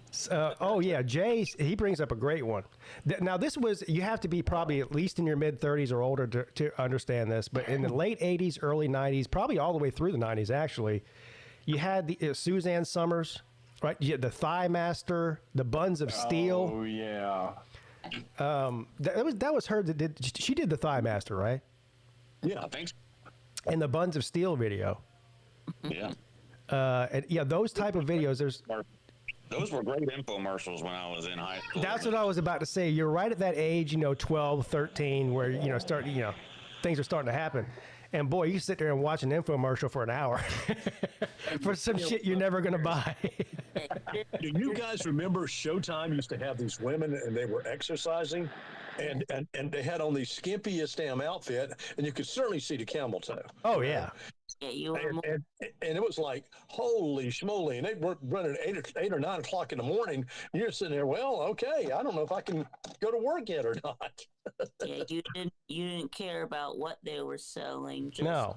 the women. They weren't selling anything. It was just it was an exercise. Vic, this is back before they had things. This is back before they called stuff yoga pants. We called it spandex back then. Yeah. Yeah. And I don't even know what that shit was made of. Some sort of space age shining material, but it basically did the same thing that yoga pants do now. Yeah. Yeah. It was banned. Yeah. Well, now it's even gone beyond yoga pants. Now it's just leggings. Oh yeah. Oh. Lululemon before there was Lululemon. And I think every household in America that at least had, and probably some that didn't have women in it, but mostly, if there was a woman in your household, you owned a Thigh Master at one point. Period. That they must have sold 1 billion of those fucking things. There may still be one up in my attic somewhere. You ready to sell that thing? After using. Yeah, see, BA had one. I know my sisters had one in my house. What are we talking about? Don't worry about it, Nate. I see it sometimes, and I wonder, do y'all think these work at all? A lot of this shit is gimmicks. But if y'all see on TikTok the women that are just standing on the floor, but they have the shaker belts on their stomach? Oh, you talking about those electric shock machines things? No. I know what he's talking about. Now it's just a plate you stand on the floor and it shakes your whole fucking body. Yeah, and I'm really get in shape and lose exercise and lose weight by really doing absolutely nothing. I don't think so. And you know what's funny? I don't know, but I'll give you an update because I bought 3 of them. That used to be a thing. Scott, you're old enough to remember this. Some gyms back in the 80s and shit used to have this thing. What it would almost look like a treadmill, but the feet didn't move, right? So there was like it was like a platform you stood on, and there was this giant rubber band type strap that went around your back, and then hooked into the other side of the machine, and then you basically there's buttons on there, and it just vibrated and shook the shit out of you. That's all it did. Massage chair. It sounds like what you're talking about, Lou. Yeah. Yeah. You think that works? No. I don't know, but like I said, I'll give you an update because I bought 3 of those fucking things. So I tried a I tried a simulation belt. because I'm not the only one like trying this shit out. Like between me and my wife, we've lost over 100 pounds. No. I don't think you can shake the fat off of you, though. No, I don't know. I mean, it doesn't stimulate any muscles, does it? It's hard to get rid of belly. Yes. Hey, Slim, when you lose weight, where do you lose it first? Like, where is it noticeable first? Like your face and... Yeah, my face, my arms, and then I've already dropped a pant size. Well, of course, you've lost 75 pounds. Of course, I'm surprised you haven't lost more than 1 pant size. Right, well, I mean, I say I've dropped a pant size. I mean, I need to wear a belt with, I'm down to a 38. And I need to wear a belt with them, so. Yeah. Yeah.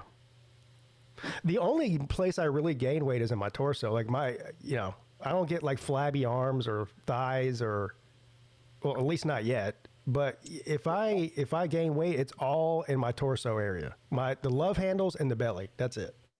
Yeah, and that's the problem. That's the hardest to lose. I know. It is. And I know I've noticed, somebody else noticed it in my face because when we did that show on Friday night with Rick, somebody in the comments said something, and you could see nothing but my face. Yeah. Yeah, I just weighed myself. I'm 252. Yeah. I would have thought you weighed more than I'm that. sorry, I got a phone call coming in. Everyone have a good weekend. All right, see you later, Scott. Scott. Yeah. See, I'm doing exactly what I wanted. Like I know for a fact I've lost fat, but my arms aren't any smaller. My arms have gotten bigger. But I've been throwing around a shitload of weight too. Nice. Well, I mean, muscle looks better than flab. Most definitely. So what kind of workouts do you do? Like bicep curls, like the basic ones, or the? Well, I mean, like one day I'll go in and work arms. One day I'll go in and work chest. I went in yesterday and worked my back. Oh, I can't do that yet, but leg day was supposed to be today, but I got called into work, so that may be tonight or tomorrow. Is it just me, or is the leg press the easy workout? Well, I mean, you're gonna see that you can handle a lot more weight with your legs because your legs are used to carrying the rest of your body around. Oh, so your legs are always going to be the strongest part of your body. Yeah, but you say it's easy, but put a lot of weight on there and do a lot of reps, and it's not going to be easy. Well, yeah, I mean, it. Now, granted, my legs were already strong because I played football and I used to box. My legs were strong anyway. Yeah. But I mean, I can't sling around as much weight on a leg press as I used to. I used to be able to leg press 1,000 pounds. Damn. I can't do that anymore. Yeah. No, but I bet you have strong. You've been carrying around 300 pounds for how many years on those legs? I mean, I hit 300 probably 6 years ago. Yeah. So look, obese people usually have very strong legs because they have to. Yeah. Sometimes arms too. I mean, I was leg pressing 500 or 600 pounds in high school. You could leg press a lot of weight one time. Yeah. I mean, the highest I ever got was like a little over 200. But with bench press, if you can bench press your body weight, you're pretty strong. Yeah. Oh yeah. One in high school, I was benching 210. Hey, Lou, do you remember? I know it's a random question, but do you remember your 40-yard time for middle school or high school? 4 is like 4.8. Oh, That's why I play college football. I mean, even at lower levels, like Okay. back then, what would have been Division I AA. Right. I couldn't even play there because I was a DB who ran a 4.8. I wasn't fast enough. Well, hell, Xavier Restrepo ran a 4.8 at the combine. Yeah, but he's faster than that. Yeah, we know he's faster than that. So I thought it was funny as shit. Gator fans started making fun of it. I was like, y'all don't even realize how bad you're dissing yourself because that motherfucker runs a 4.8 and he was wide open all day on I was about to say he's running past you, motherfucker. so Yeah. The reason I asked because let's just say on the day of spring training in high school football, I was on team, and I was wearing fucking turf shoes instead of fucking cleats. My dumbass self picked turf shoes instead of cleats because I forgot the cleats. And my 4-yard time was a 6.6. 6.6. Yeah, Damn. When I was a fucking stick, like a skinny boy. You got 2 left feet, Nate. And then what was your 40 in cleats? That I had no idea because I never because it didn't change for me because that was the spring training day. I wonder what Nate's 40 time would be now, like a 14.7. Maybe lower than that, a little lower. In my biased opinion, but yeah, back then when I was skinny, I can run like I don't know comparison, but I would say fast. That's all I'm gonna say. Not really fast. In these NFL combines with the 40s that these people run, I mean, Right. less than 1% of the people on the planet are running below a 5. Right. That's the point. Yeah. You get the anomaly where you get a guy who runs a sub 4.4. What was the record a couple of years ago? It was like a 4.2 or whatever. Yeah, I think that's Yeah, 4.2, something like that. And that's absolutely insane. 4.2, 40. Yeah. But great. Which that's also that's one of the weird things. Like there's and a lot of people don't realize it. There's a difference between straight line speed and football speed. Like somebody as quick and fast as Devin Hester ran like a 4.3, almost a 4.4. But nobody on the football field's catching him. Here. They do the cone drills and the shuttle drills too to measure all. But see, somebody like Devin Hester that's that size, he has to be that fast, or he would never have played major college football or in the NFL. Right. He has to either have ideal size, you have to be freaks with speed, or Well, his was the agility and the cut ability. yeah. that's how Hunter Renfrow was. He wasn't a super duper fast guy, but he could catch and he could make people miss. Like his side to side step. I mean, it was one of the best in college football. So that's the reason I think he ran like a 4.5 or a 4.6. 12 yards down the field every single. Yeah. It's like they can't cover him. It's not speed. He gets juked. Yep. Yeah. Yeah. Did y'all see the Nico media days comment about why he left Tennessee? No, I didn't, but I wish I had. He's like, we flat out lied and said it had nothing to do with money. He just wanted to be closer to his family, which is just a lie. You know, we all know why he left. Well, now they're losing their best defensive player for the same reason. Yeah. Boo Carter, he's just quit showing up. Damn.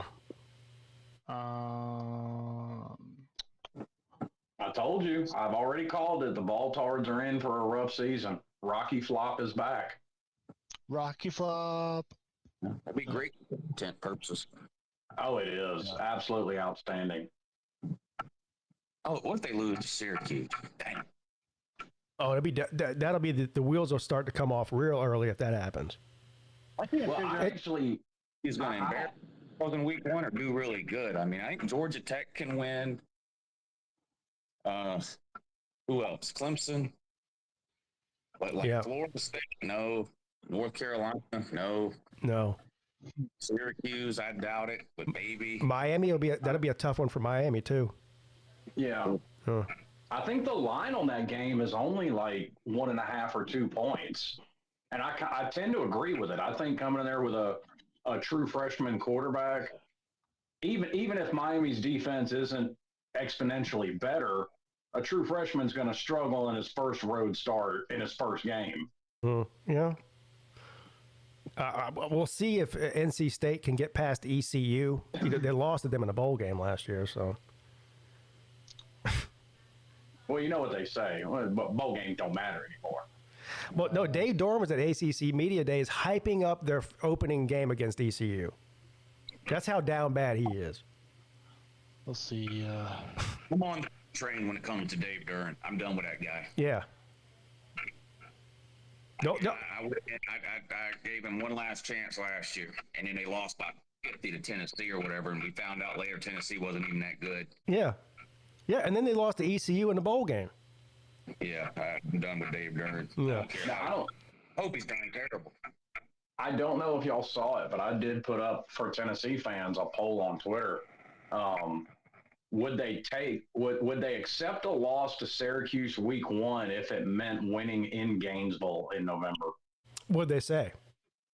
Yes. Damn. Well, they haven't won in Gainesville since like 2003. I mean, Ron Zook was the coach last time they won in Gainesville. Jesus. You heard a joke about Clemson joining the SEC, right? Yeah, I did. Clemson's going to join the SEC, so they only have to play Georgia once every 25 years instead of 4 times every 10 years. That's a good joke. They're going to stay at 8 games. They're going to play everybody every 30 years. Yeah, I don't know why you're getting so much. You know what? I wish the ACC would do the same. I wish they would go to 9 games too. But yeah, I'm actually on the other side of that one. I like 8 if they're willing to do good non-con games. That's the thing. So you have to basically say, okay, you're going to play 9 conference games, 2 Power 5 games, and then if you want to schedule a Group of 5 or an FC one Group of 5 or FCS team early in the year, then that whatever, that's fine. Not what I want. The 9 plus 2 plus 1. Right. Yeah. I mean, that's the way it really. If I could have Miami scheduled this year, basically every year, I would be okay with it. Like the only exception I would make is me personally. I would swap out whoever the FCS team is with like a rotating Power 4 team. Like I'd like to see Miami play Oregon. I'd like to see Miami play USC. But like I want Notre Dame and Florida every year. Yeah, see, I don't really complain too much about Clemson's schedule because they do schedule out of conference pretty well. Now, the only difference is they do play 10 Power 5 teams a year. So they play the 8 ACC, they play 2 Power 5 non-cons. One of them's obviously South Carolina every year, and then one other one. But then they play basically a Group of 5 team, though. But then they play, Citadel and fucking who are they playing this year? I don't even remember. Some Group of 5 team. But it should be at least 11 Power 5 games, in my opinion. Now, a lot of these schools, we were doing the ACC previews the other night. I forget which team it was. They had 4. They only had, I think, 8 or 9 Power 5 games on their schedule. Like all of their non-cons were Group of 5 or lower. Notre Dame only played 8 Power 4 opponents last year. Yeah. See. Yeah. But one of the Group of 5 teams they played. The 2 years Michigan made the playoffs, they didn't have a single non-con Power 4 or 5 team. Ohio State last year, same thing. 0 Power 4 non-con. Yeah. That's crazy. Like that's something else I'll give Miami credit. Like they've got this home and home with Florida. I think it's 26 and 27. We got a home and home with South Carolina, followed up by a home and home with Auburn. Yeah, there should be a more. I don't think this will ever happen because it's obviously up to the conferences by themselves instead of the NCAA. But of course, if the NCAA got their shit together, they could say, "Look, here's the standard. You're going to play. Everybody's going to play 9 conference games, no matter which conference you're in. Everybody's going to play at least 10 Power 4 teams, and then with what you do with the other 2 is up to you. But that's not. I just don't see it happening. playoff committee could come out and say, we're not considering anybody for the playoffs that doesn't play 10 powerful opponents. There you go. Well, yeah, and they also could force Notre Dame to join by saying you have to be in a conference to be in the playoffs, but they haven't done that yet either. No. And they're not going to. That's the other thing. I'm less worried about the whole conference thing. Like, to me, I would rather see, and going back to my point, on better just non-con games. Like, I would rather them say, okay, you can't play any FCS teams. No.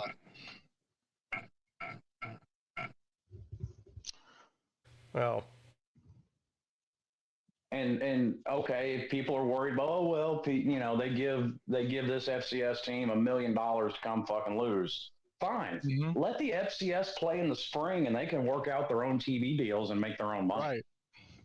Right. Speaking of TV, I would like to hear, because I don't think we've talked about this since it got announced. How do you guys feel about Dave Portnoy being on the Big Noon Kickoff show? I mean, watch it anyway. Huh? I don't. Yeah, well, that's a good point. Yeah, I know, but he's a Michigan man, so I mean, I don't know. Well, and I don't know if you saw this, Pete. I made the comment at the end of the ACC show that Jimbo Fisher is joining the cast on the ACC network. Yeah, well, that's not surprising. I mean, what else has he got going on? Nothing. Who's collecting checks from A&M? True. Well, yeah. Other than that, I mean, he's got nothing to do. But that's first of all, he's a former head coach who's won a national championship. That's completely expected. Right. Dave Portnoy. It seems to me like Fox is trying to copy ESPN and get their own version of Pat McAfee for the shock value. The problem is, here's the problem. And I don't have any problem with Dave Portnoy. I don't feel good about him or bad about him. I don't like him or dislike him. He's kind of who he is. But at least Pat McAfee is entertaining, energetic, and funny. Sometimes, depending on who you ask. Dave Portnoy is not really funny. No. I don't understand the value other than the big name with Barstool. I don't understand the benefit of putting him on camera. Yeah, I don't think that's a good pick for Big Noon Kickoff. What was that, Lou? Isn't Pat McAfee a Big Ten guy anyway? Pat McAfee played at West Virginia. Yeah, so he's a but he's a Michigan booster. He's a big guy. Why? No, I'm talking about. He's the reason they got that Underwood kid. He covered that $10 million check by himself. Hold on now. Are you talking about McAfee or Portnoy? Portnoy. Oh, Portnoy's a Michigan guy. Yeah. Yeah. Yeah. I thought you said McAfee. Yeah, I thought he said that too. West Virginia guy. Yeah. Well, I mean, for all I know, Portnoy went to West Virginia. I mean, I don't know where the fuck he went to college. Portnoy went to Michigan. That's why he's a Michigan fan. He's not even a Michigan guy. He's a Boston guy. But he went to school in Michigan. He went to school there, so that's his alma mater. Okay. That explains why he's not likable. Like, the only person likable from Boston is Bill Burr. Yeah, right. Yeah. And that includes Celine Driver. And also Bill Burr's a machine guy too. Wow. Damn. So what you're saying is you like Bill Burr better than Celine Driver? Wow. No, I didn't say that. Probably. Bill Burr is way more entertaining than Celine Driver. Well, I mean, a fucking every old shoe is more entertaining than Celine Driver. Well, I mean, damn, what the hell? You never even know. I mean, I like Celine, but he's not exactly known for his entertainment value. Damn. I didn't say that, Celine. Oh, I love Celine to death. That's my guy. I do too. Facts is facts. He gave me a watch one time, which was very nice of him. I mean, he does say that his shows are in particular. So he gave me a Casio watch, and I loved it so much that I gave it to my son. I didn't get one. Fucking Sleeta showed up and stole my watch, fucker. Hold on, Sleeta got one? Yeah, Sleeta got one. Well, that devalues the whole gift then. Damn. I mean, kind of. Damn. Sleeta showed up for the free meal and the free watch.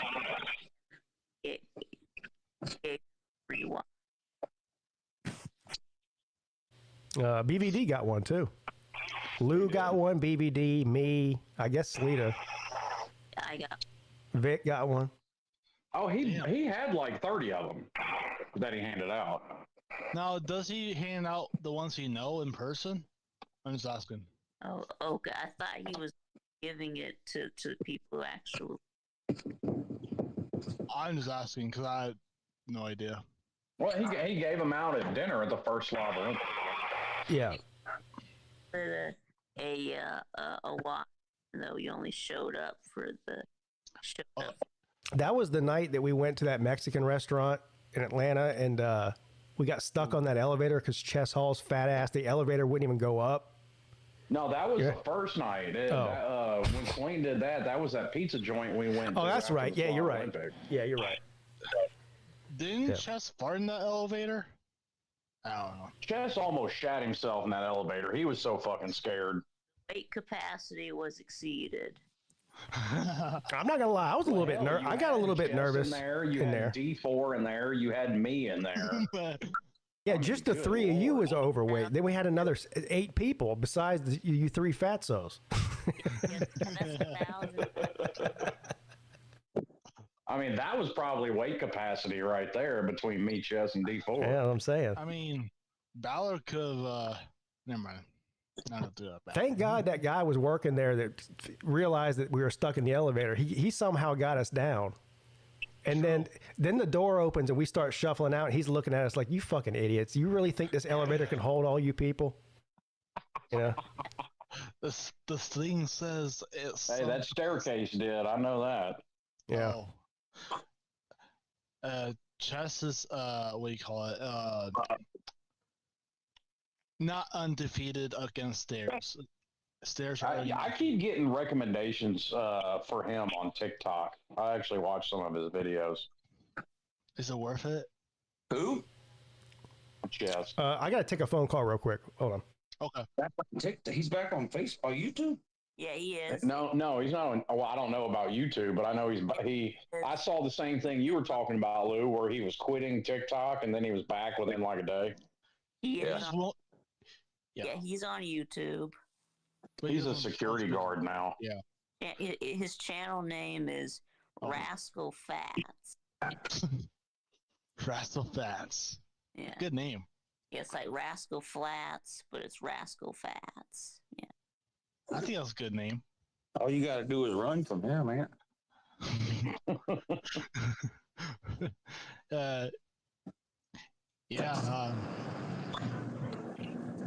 I mean, but yeah, somewhere in Georgia, Chess is a security guard guarding our nation's secrets.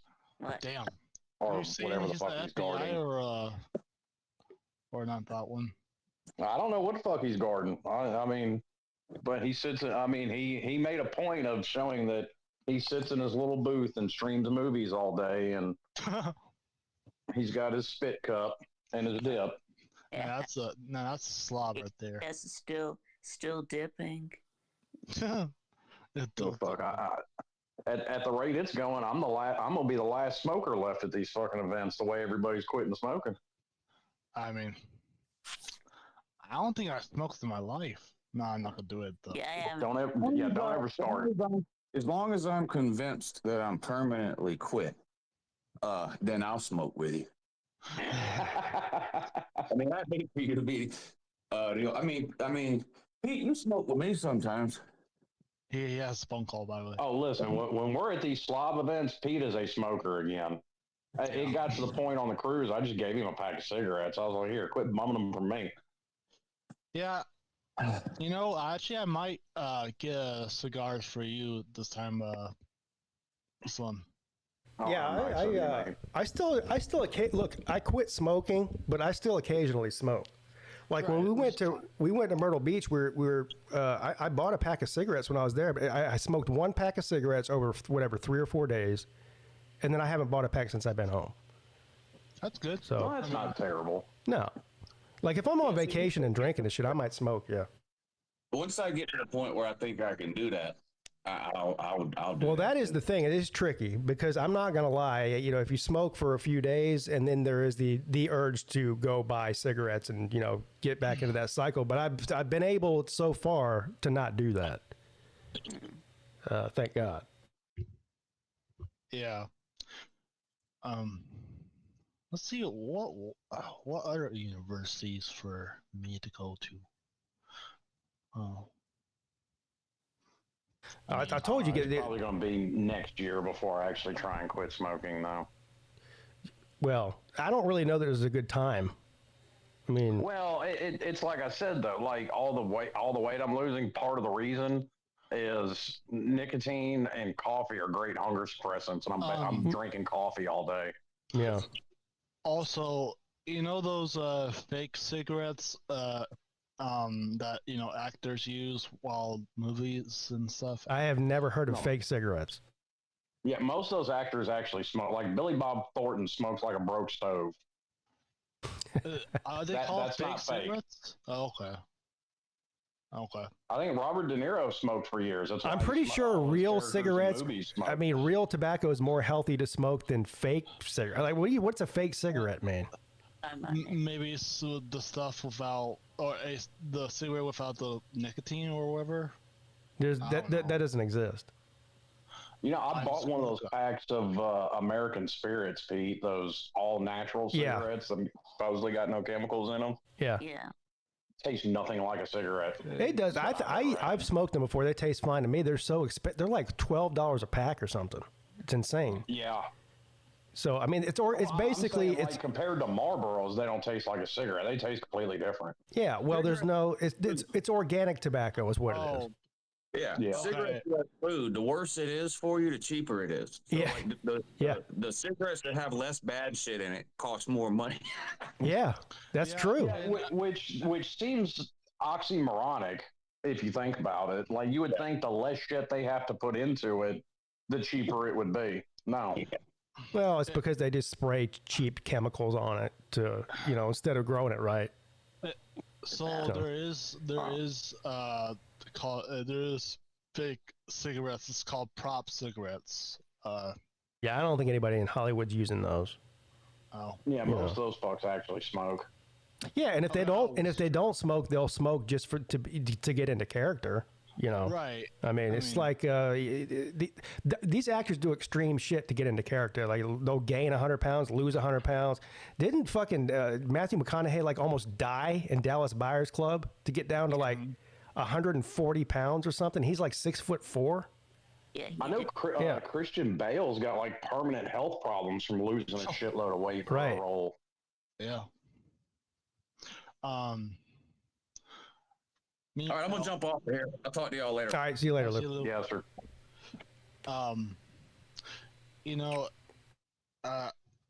Back to the.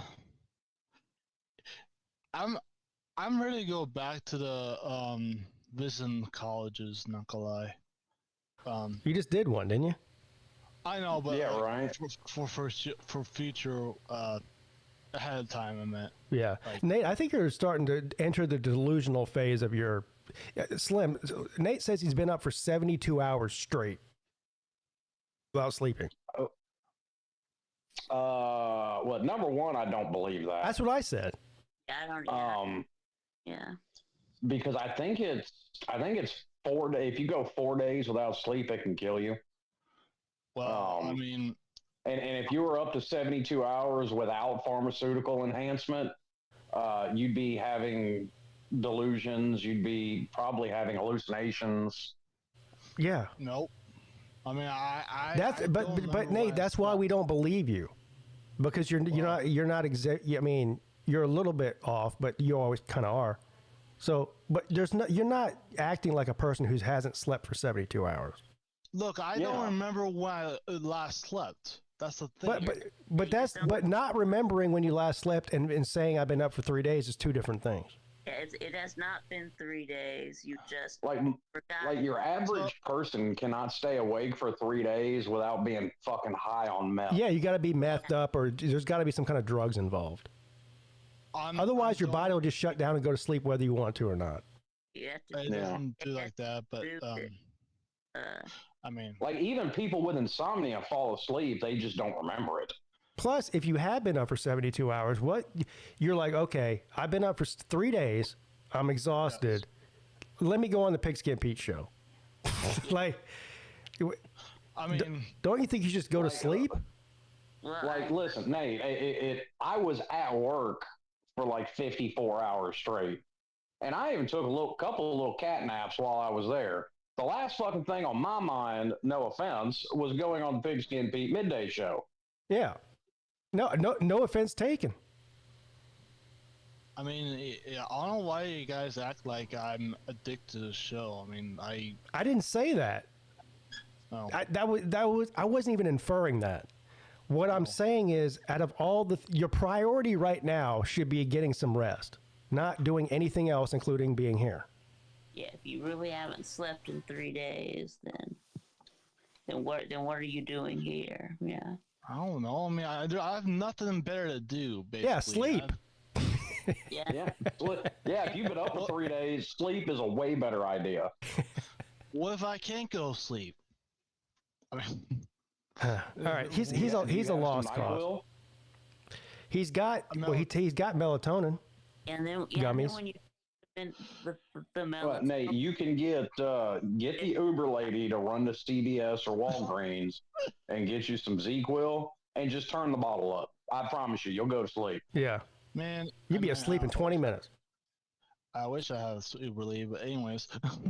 Either that or I have a bottle of 170 proof in the freezer. Do about 4 shots of that. I bet you'll go to sleep. Yeah. I'll be right back. Why you keep it in the freezer? Yeah, because it tastes better. Ew. Well, I mean, it tastes like paint thinner no matter what, but I do get insomnia sometimes, and that's why I keep it around. I do. I keep vodka in the freezer. It just tastes better cold than it does warm. Yeah. I know, but doesn't it? I've never drank vodka straight like that to see if there's a difference between it warm and cold. Oh, there's a big difference. Yeah, doesn't it? So does it like freeze all the way? No, the alcohol doesn't freeze. Now it depends on how much. Like if you put a beer in the freezer, there's not enough alcohol in there for it not to freeze. So a beer will freeze, but hard liquor, if it's probably at least 35 proof or over, it's not going to freeze solid. Okay. No, it just gets cold. Will, but your freezer won't get cold enough to do it. Yeah. Like the freezing point for alcohol is much lower than water. Vic, whenever I go buy a bottle of vodka, first thing I do when I get home is put it in the freezer, and it never freezes solid. Okay. I'm gonna try that now. I'm gonna stick. I got a bottle of that. The only vodka I have, just because I wanted the bottle, I bought a bottle of Crystal Head. I'm gonna stick it in the freezer and try it. I've never tried it. I mean, I made a few screwdrivers with it and mixed it with like cranberry juice or something. Yeah. Now it doesn't matter if you're making a mixed drink with ice in it. It makes it irrelevant whether or not you put it in the freezer. But if you drink it straight, straight vodka is 10 times better when it's cold than room temperature. Okay. Yeah. Now I've done like room temperature whiskey before. That's fine. Yeah. This is the melton. What do you call it? Melatonin. Yeah, and then when you take the melatonin, you sleep for 15 hours. Well, he's going to sleep for 15 hours regardless because he's been up for so long. So, like I did that 24-hour live stream a couple of months ago. Remember? Mm-hmm. I was up for 24 hours, and now towards the second half of it, I was drinking pretty heavily. So that does have something to do with it. But so I went to sleep, and I slept for probably 16 or 17 hours straight. Now I'm old though. Yeah, I'm about to say you're probably about double Nate's age down there. No. But also, I'll tell you this. I think one time or one day this month, I went to bed at 4 a.m. and woke up at 3 or 4-ish p.m. Yeah. What does that mean? Oh, 4 a.m. to 3 p.m. or 4 a.m. to 3 a.m.? Yeah, I think that was last Friday, wasn't it? Yeah, 3 a.m. to 4 p.m. I slept. Oh, well. I mean, no, that's not bad. No. But You're still young though. Like you should be able to do that easily, Nate. Like I've been going on 4 or 5 hours of sleep for a decade. Yeah. I mean, I just took a 5 milligram melatonin, so I'm. That's it. As big as you are, you need at least 4 of them. Well, that's what we have.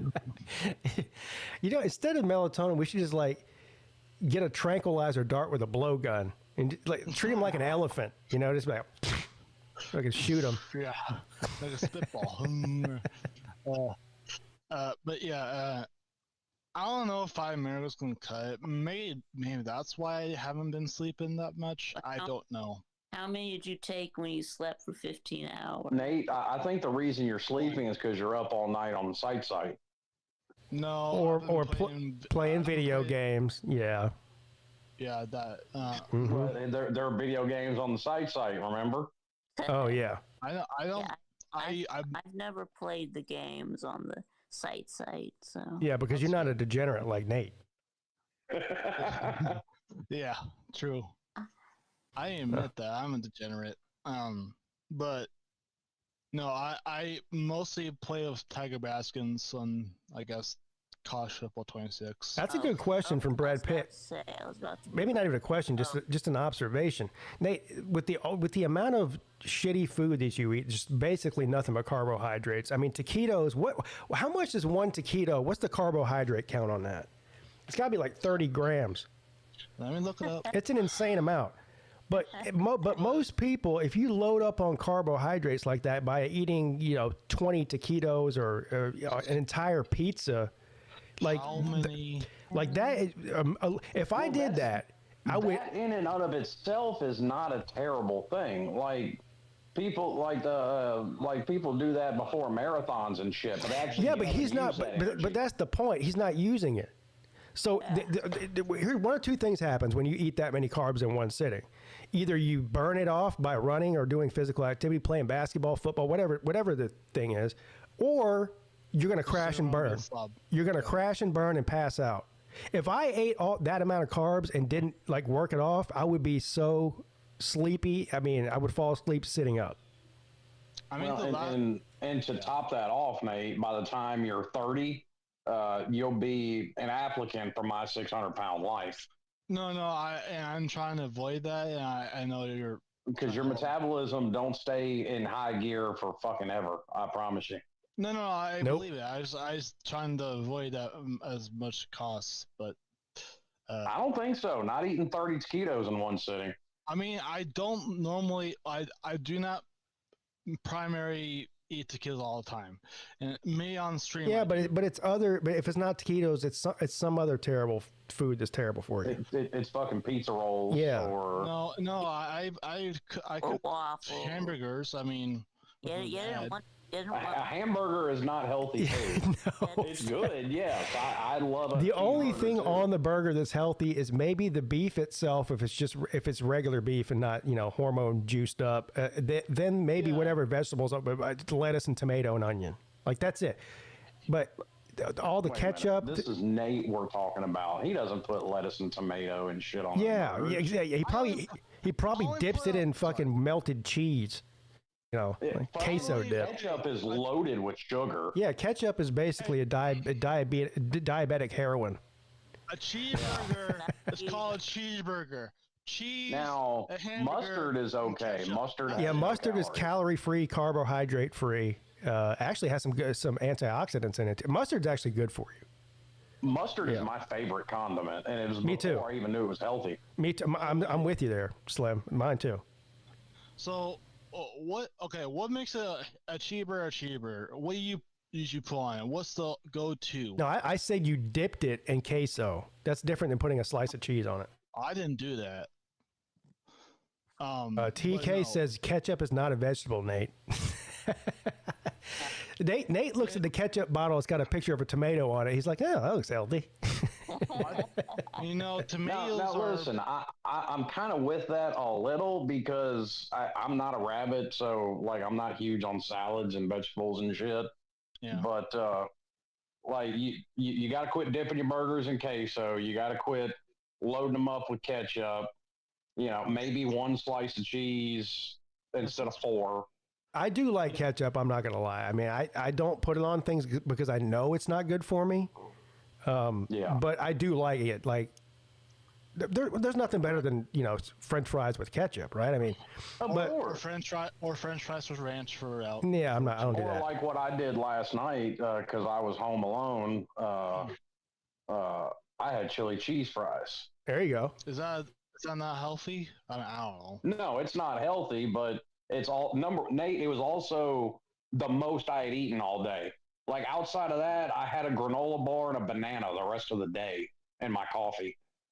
Yeah. TK, if you want to, or anybody, if you want to understand exactly how much sugar is in ketchup, go to the store and buy the ketchup that says no sugar added and take that home and try it. It tastes like dog shit. Then don't buy it. It's terrible. Yeah. It is. I guess take the original one, I guess. Yeah, take the one that's loaded up with sugar. Just know what you're getting. Yeah. And try not to eat too much of it. Like, I mean, I'm not gonna lie. If it weren't bad for you, I would dip the entire fry. There wouldn't be anything but ketchup on it. But yeah. But it's not good for you. Also, the reason I question you guys with the cheeseburger question or debate, what do you call a cheeseburger? What toppings? It's a hamburger with the cheese on it, Nate. I mean, what kind of question is that? Okay, that's why I agree with, because most people think is fucking lettuce, tomato, onions. Well, yeah, that goes on hamburgers too. Those are just normal toppings for a hamburger. Yeah, but that's not a cheeseburger, though. A cheeseburger is a hamburger with cheese on it, Nate. I know, I'm agreeing with you. I'm saying that people say cheeseburgers that has lettuce and tomatoes, and that's not a cheeseburger. Yes, yes, it is. Yeah, it is. It's got cheese on it. You don't have to, but you can. So. A cheeseburger is supposed to have cheese. A cheeseburger is a hamburger with cheese on it, Nate. Everything else you put on it doesn't matter. Yeah. Why does everybody else put on pickles and lettuce and tomato? I give myself milk. You know what? You need to go to sleep. This man he doesn't know what a cheeseburger is. A cheeseburger is a cheese and cheese and a hamburger. That's it. Yeah. That's a cheeseburger. That's what it's called a cheeseburger, literally. Yeah, but people put other stuff on it too. Just like they put that's like Nate. It's called a hamburger. Nate, that's like saying what's pizza? It's bread, sauce, and cheese. Well, so is it not a pizza if you put pepperoni on it? That's called pepperoni pizza. That's different. Man, shut up. Oh, Jesus Christ. Yeah. I mean, I'm starting to get mad at you now. I'm getting annoyed.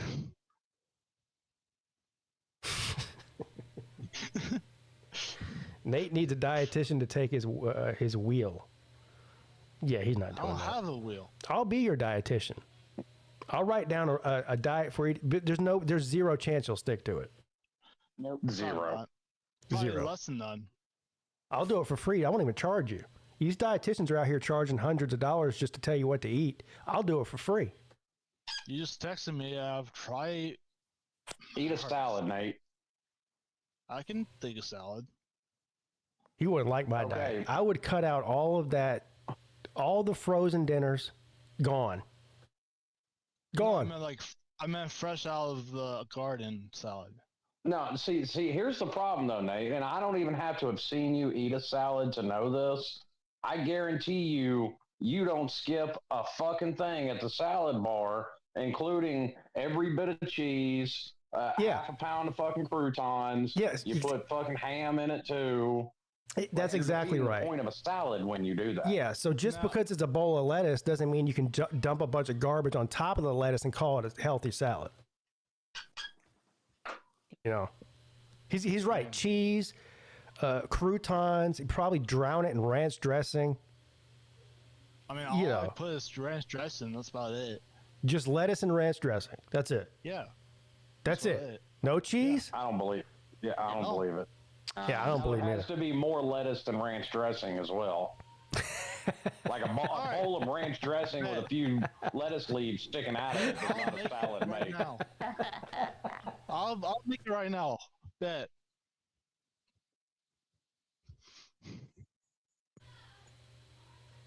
Gotta put spinach in your salad too, Nate. Yes, sir. Hell, even I do that. When I do have a salad, I'll put some fresh spinach leaves in my salad. Yeah, it's good. Yeah, it is. I try to keep it simple. Now, every once in a while, I'll do the cheese and the ranch, and if I'm just don't care. But if I make a salad, most of the time it's just greens, maybe some tomatoes and carrots or something, and then like some sort of a vinaigrette dressing. I'll usually do ranch, but ranch is the only thing I'll eat. I'll eat on a salad is the only thing I'll eat ranch on, and I don't put a lot on there. I'm just not huge on ranch. I'm not either. A lot of people are, and I like it on salad, but people like Nate, and then my wife does this too, like dipping French fries in ranch and dipping like all these other food. That ranch dressing is not meant on her pizza. Like, what the fuck are you doing? Yeah, that's what I'm saying. Pizza, fries. Like, the only way to make a French fry less healthy than it already is to dip it in a fucking bowl of ranch. I want to do a big bowl ranch. I'll probably do like a little dab of ranch on the plate, but on side. Yeah, a little dab for you is like a half a gallon. No, it's not. You think it is, but it's not. Nate's dad bought fucking stock in Hidden Valley. Nate, if that meal can be prepared in a microwave, it's not good for you. If that meal comes out of a can, it is not good for you. I mean, I don't see salads in here. It's kind of empty as fuck. So, I do hate to abruptly end the show. I do have to go though. I didn't realize it was after 1. I've got an errand to run real quick, and Colby's going to be here probably like an hour. So I gotta get moving. Okay.